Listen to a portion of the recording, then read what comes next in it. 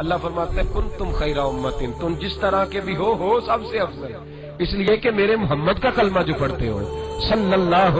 علیہ وسلم، تو قربانی کریں، اچھی نیت کے ساتھ کریں، خلوص کے ساتھ کریں۔ قربانی کے گوشت کے 3 حصے کرنے، ایک دینا ہے خالص غریب لوگوں کو، جی کیا دینا ان کو؟ جی غریبوں کو کیا دینا ہے؟ نال چڑکا نہیں دینیاں 250 آ بھی گئے ہو تسی، اجے تو کھل بھی نہیں لائی، چڑکا نہیں دینیا، اور جو تیرے دروازے تک چل کے آ گیا، اور اللہ پاک سے ڈرا کر بس یہ سوچ کہ اس نے تجھے دینے والا بنایا ہے، بھائی یہ سوچ کہ کوئی کسی کے دروازے تک نہیں جاتا، یہ سوچ وہ بڑا بے نیاز ہے، کچھ کا کچھ کر دیتا، تیرے دروازے تک آ گیا نا بس ٹھیک ہو گیا، تو سمجھ کہ اس نے تجھے بڑی عزت دی ہے، تیرے دروازے تک شاپر لے کے آیا، جھڑکے نہ دے، اوکے بیٹھ جا، تو آ بھی گیا ہے، ایسے نہ کر، ایسے نہ کر، بالکل بس جو آ گیا ہے نا اس کو عزت دے، وقار دے، غریب کو گوشت دینا ہے، 7 جھڑکے نہیں دینی۔ اور اس کو بڑی عجیب بات ہے، چودھری صاحب بیٹھے ہوئے ہیں، 2 پنکھے چل رہے ہیں، اور انہوں نے جناب بڑا صوفہ رکھا ہوا ہے اور ٹپ میں گوشت رکھا ہوا ہے، اور غریب آدمی لائنوں میں لگے ہوئے ہیں، تھوڑی دیر کے بعد میں چائے پینی، بس کر یار بس کر، بے پرواہی بے ایک سجن دی جتھے کسے دی پیش نہ جاوے، انہیں تاجاں والے در در رولے تے منگتے ہیں تخت بٹھاوے، ڈر اس کی بے نیازی سے، دیکھ جو تیرے دروازے تک آ گیا، بس آ گیا، اتنا ہی کافی ہے، اتنا ہی کافی ہے، اور اسی پہ اکتفا کر۔ اور کسائی سے بھی میری گزارش ہے کہ فٹافٹ ذبح کرنا ہے، اگلے گھر بھی جانا ہے، جانور میں ابھی جان ہوتی ہے تو کھلڑی اتارنی شروع کر دیتا ہے، یہ ظلم ہے۔ جس محبوب نے فرمایا ہے کہ جانور کے سامنے جانور ذبح نہ کرو، جنہوں نے کہا کہ جانور کے سامنے چھری تیز نہ کرو، انہوں نے تمہیں کیسے اجازت مل گئی ہو؟ بھائی کچھ نہیں ہوتا، اللہ خیر کرے گا، اور آپ بھی کسائی کی منت کریں، لڑائی نہیں کریں، گزارش کریں کہ ذرا ٹھہر جا یار، 2 منٹ ٹھہر، ٹھنڈا ہونے دیں، سے ٹھنڈا ہونے دیں، زندہ آدمی کی کھال اتاریں تو کتنی تکلیف ہوتی ہے، اتنا ظلم میں نے دیکھا، اسی وقت اس نے لٹکا دیا، پیر کاٹنے لگ گیا، فٹافٹ نہ، ٹھنڈا ہونے دیں۔ نبی پاک صلی اللہ علیہ وسلم نے منع فرمایا جانور ٹھنڈا ہو کا گوشت بنائیں اچھے طریقے سے، کچھ نہیں ہونے لگا، کوئی مسئلہ نہیں ہے ایسا۔ وہ جو ہمارے یہاں مشہور ہے نا، عید والے دن روزہ ہوتا ہے تو قربانی کے گوشت سے کھولنا ہے، روزہ کوئی نہیں ہوتا، بس اتنی بات ہے کہ اچھی بات ہے، مستحب ہے، اچھا فعل ہے کہ آپ سب سے پہلا کھانا قربانی کا گوشت ہی کھائیں۔ تو شوگر والے بیچارے کی شوگر لو ہوئی ہے، گوشت ملے گا 5 بجے، وہ تو مر جائے گا، تو کوئی ضروری نہیں، وہ کھانا کھائے جو گھر میں موجود ہے، ناشتہ وہ کرے، کوئی ایسی بات نہیں، گوشت بن جائے تو وہ کھا لے، کوئی روزہ نہیں، عید والے دن کوئی روزہ نہیں ہوتا، یوم عرفہ کا روزہ ہے، عید والے دن کا کوئی روزہ نہیں۔ بہرحال گوشت کے 3 حصے کریں، ایک خالص غریب آدمی کو، دوسرا رشتہ داروں کو، عزیزوں کو، پڑوسیوں کو، تیسرا گھر میں رکھیں، استعمال کریں، کھائیں۔ سارا گوشت گھر میں رکھنا بھی جائز ہے، اور سارا بانٹ دینا بھی۔ میں نے پچھلے جمعے بھی کہا تھا، پھر یاد کراتا ہوں، جو لوگ قربانی کرتے ہیں نا، وہ والے لوگ ہیں جن کے گھر میں آج بھی گوشت پکے گا۔ قربانی دینے والے وہ لوگ ہیں جو ہفتے میں ہر 3 دن گوشت کھاتے ہیں، پھل بھی کھاتے ہیں،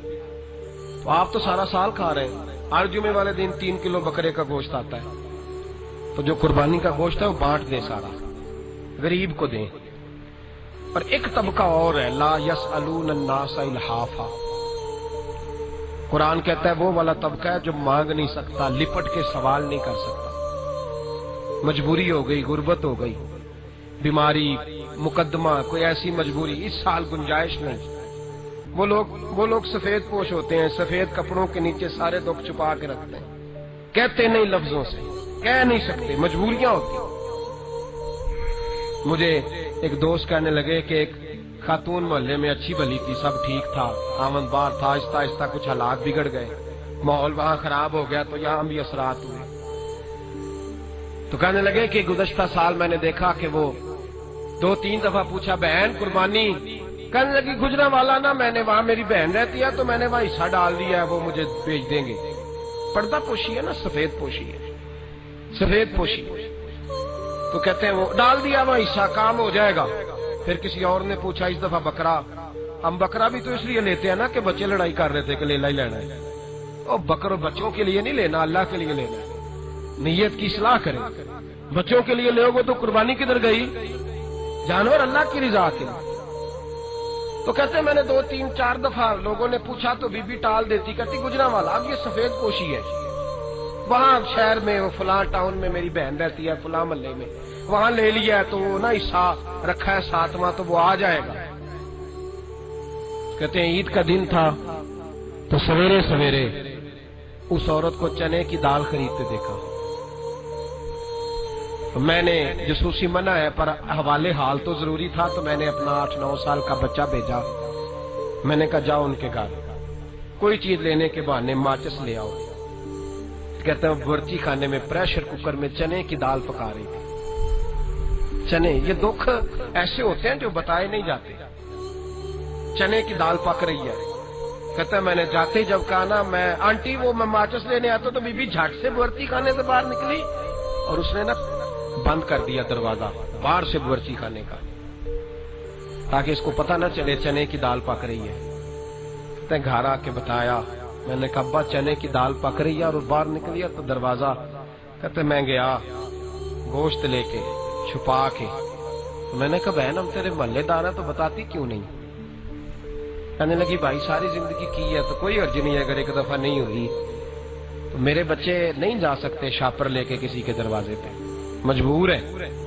اور اہل محلہ کو بھی تو نظر آتا ہے نا۔ کہنے لگی بس ٹھیک ہے کوئی حرج نہیں۔ میں نے ان کے باپ کو وہاں کہا ہے کہ ساری زندگی رب کریم نے عطا فرمایا، ایک دفعہ نہیں دیا تو ہم شکوے کرنے لگ جائیں، کوئی حرج نہیں، ساری زندگی کھایا ہے۔ او بھائی یہ سفید پوش لوگ ہیں، سفید پوشی ان کا دھرم ہے، یہ اپنا آپ چھپا کے نا پلو میں چادر کے تو یہ گزارا کرتے ہیں۔ ان لوگوں کی طرف زیادہ توجہ کرنی چاہیے۔ جو جس نے ہاتھ پھیلا لیا اس نے تو پھیلا ہی لیا ہے، اور میں نے اس کے لیے بھی کہا کہ اس کو بھی خالی نہ لوٹائیں، جو آ جو گیا تو بات ختم ہو گئی۔ لیکن میرا عزیز جو نہیں نکل سکا، جو نہیں نکلے گا، جاسوسی کرے،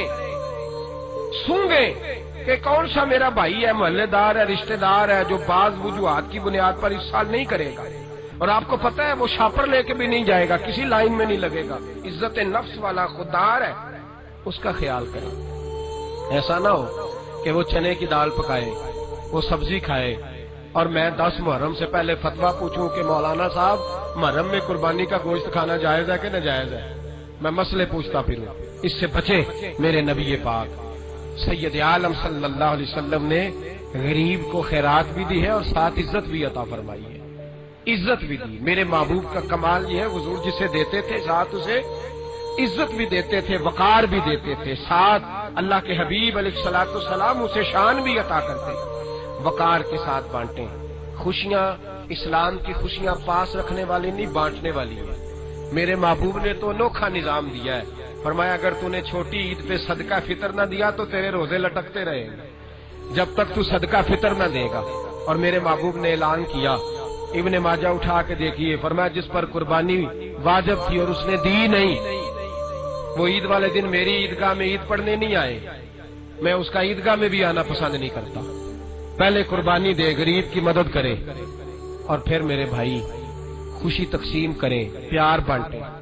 گوشت تقسیم کریں۔ اور میرے رسول پاک علیہ السلام نے تو قانون ہی بڑا نرالا بنایا ہے، فرمایا مومن وہ ہے، میرا کلمہ پڑھنے والا وہ ہے جو اپنے بھائی کے لیے بھی وہ شے پسند کرتا ہے جو اپنے لیے پسند کرتا ہے۔ تو اچھی اچھی بوٹیاں گھر میں نہیں رکھنی، مومن وہ ہے جو شے اپنے لیے پسند کرے وہ اپنے، تو جو آپ کو حصہ پسند ہے نا جانور کا وہ خیرات کرے، جو ایک کونا اتار کے پہلے رکھ لینا بکرے کا کہ اس کو کٹھے کو فریز کرنا ہے، بعد میں دیکھیں گے۔ ٹکوں کے لیے گوشت علیحدہ نکال لینا ہے، سیخوں والا علیحدہ نکل جائے گا، یہ کام نہ کریں۔ یہ سارا سال بڑے پروگرام ٹکوں کے چلتے ہیں، وہ سارے سال پہ رہنے دے، مہربانی کریں۔ آپ کہہ رہے ہوں گے ہم نے تو سوچا تھا، انہوں نے بتا بھی دیا، ہمارے تو پلان میں تھا۔